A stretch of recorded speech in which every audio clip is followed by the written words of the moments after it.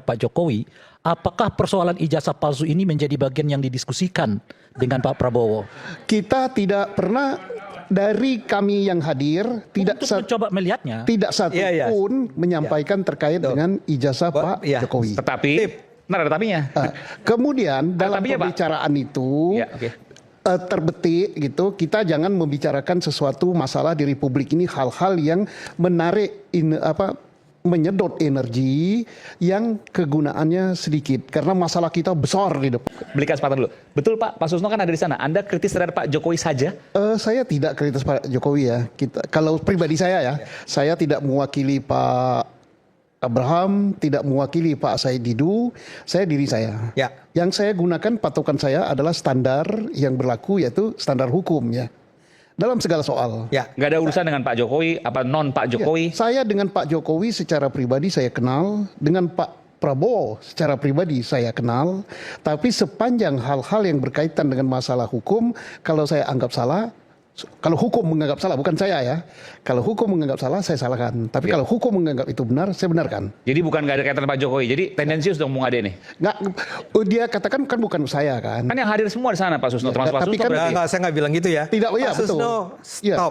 Anda kan sekarang Anda berubah lagi nih. Enggak. Yang hadir di sana Anda katakan saya nggak berubah-ubah. kelompok kritis terhadap Pak Jokowi. Pak Susno kan hadir di sana.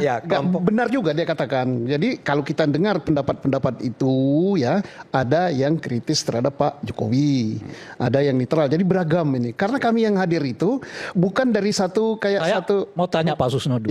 Kalau Bung Ade menyebut yang datang ini adalah orang-orang yang dikenal kritis terhadap Pak Jokowi, apakah persoalan ijazah palsu ini menjadi bagian yang didiskusikan dengan Pak Prabowo?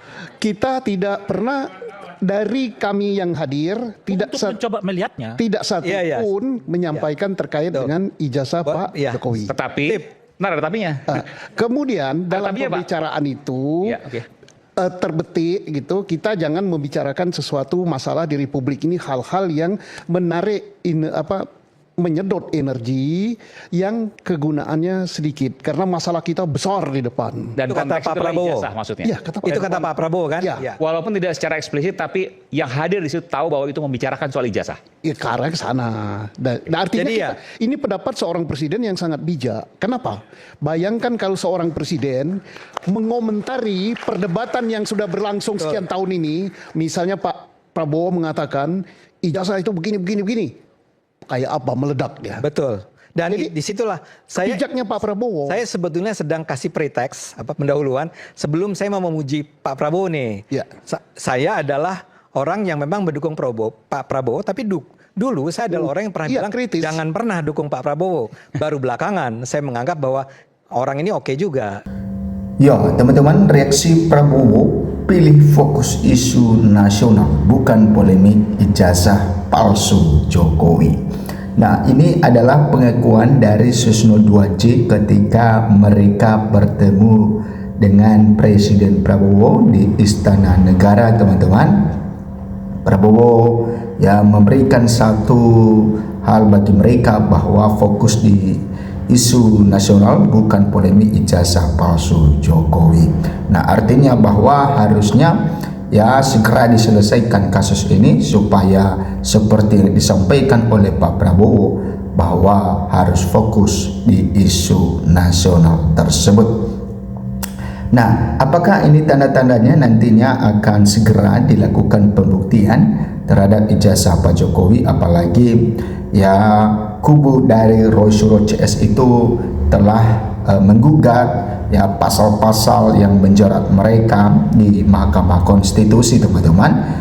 Dan kita mengikuti persidangan demi persidangan selanjutnya supaya semuanya terang benderang. Oke, di sini dikatakan termasuk katanya di partai saya saja ada yang gelarnya profesor tapi hanya foto doang, ujar Susno sambil tertawa. Nah, tentu di dalam pertemuan antara Pak Prabowo selaku presiden yang kemudian dengan yang disebut oposisi ini, teman-teman, tokoh-tokoh oposisi, dan termasuk yang Susno 2J yang kritis dengan Pak Jokowi katanya, maka dia ya ketawa dengan apa yang disampaikan oleh Pak Prabowo bahwa katanya di partai saya aja ada gelarnya profesor tapi hanya foto doang. Oke. Meski demikian, Susno menegaskan bahwa pernyataan tersebut tidak dimaksudkan untuk meremehkan tindak pidana pemalsuan ijazah. Ya, memang ya kalau sudah terbukti bahwa seseorang telah melakukan tindak pidana dalam pemalsuan dokumen, pemalsuan ijazah, apalagi itu kalau misalnya pernah menduduki pejabat publik, tentu ya ijazah tersebut yang digunakannya untuk mendudukan ya pejabat publik, ya karena ya tidak fair juga kalau ini didiamkan, karena ya kita sebagai warga negara yang lain, anak-anak bangsa ya capek-capek ke sekolah, ya kita tahu untuk menempuh pendidikan ini ya tidak segampang membalikkan telapak tangan teman-teman. Ya kita sekolah dari TK berapa tahun, taruhlah 2 tahun 3 tahun, kemudian SD 6 tahun, kemudian SMP 3 tahun, SMA atau SMK 3 tahun, ya sarjana kuliah 5 tahun, ya belum lagi kalau dia S2. Nah jadi puluhan tahun hanya untuk menempuh pendidikan. Nah tentu biaya itu sangat besar sekali. Makanya ketika ada seseorang ketahuan ya dengan memalsukan ijazah, ya maka tentu ada tindak pidananya di sana, ya karena kalau tidak ada tindak pidananya maka tentu ya sembarangan saja orang-orang yang memalsukan ijazah. Oke. Bukan nggak apa-apa, artinya persoalan ijazah palsu itu bukan Pak Jokowi ya di Republik ini, banyak ujarnya.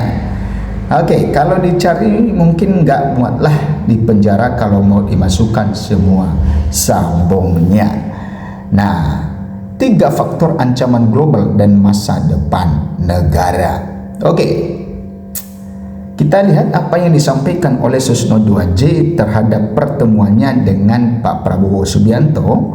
Ya, Susno 2J menekankan bahwa dalam pertemuan tersebut ya Prabowo justru lebih banyak menyoroti isu-isu strategis negara yang dinilainya jauh lebih krusial ketimbang polemik personal yang menyita energi publik katanya.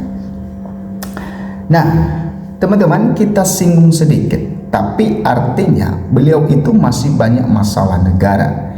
Ini yang lebih penting daripada masalah itu yang menyita energi tegasnya.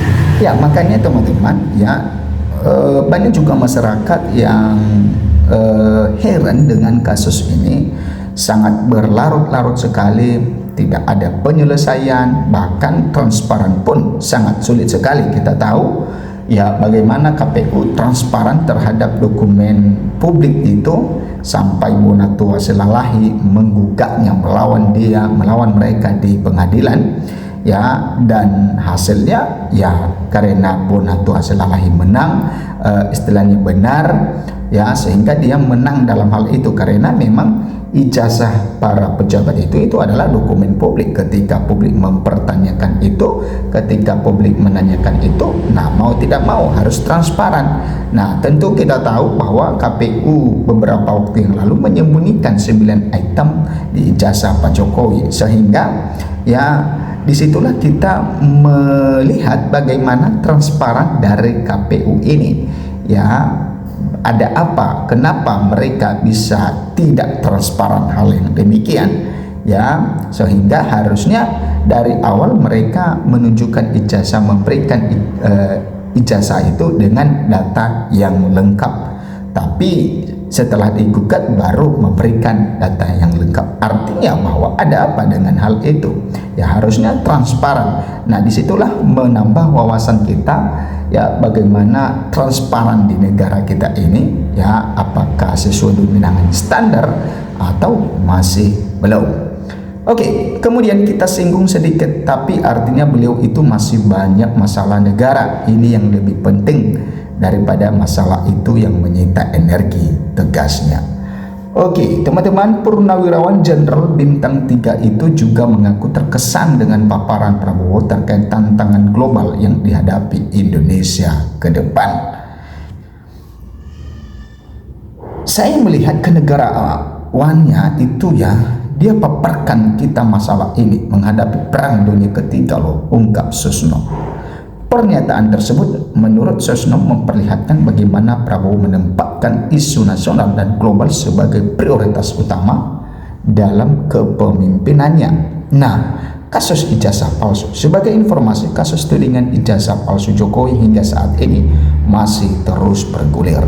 Polda Metro Jaya menangani kasus tersebut, pada awalnya menetapkan 8 orang tersangka yang dibagi menjadi 2 klaster.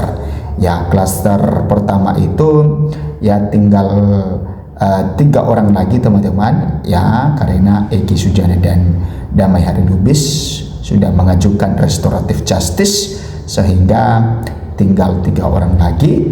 Dan klaster kedua tetap ya 3 orang, yaitu Roy Suryo, kemudian Rismon Hasih Holansyah Nipar, dan Tifauzia Suma atau Dr. Tifa. Silakan memberikan komentar Anda teman-teman ya, semoga kasus ini cepat selesai setelah Pak Prabowo ya menyinggung mengenai kasus ini.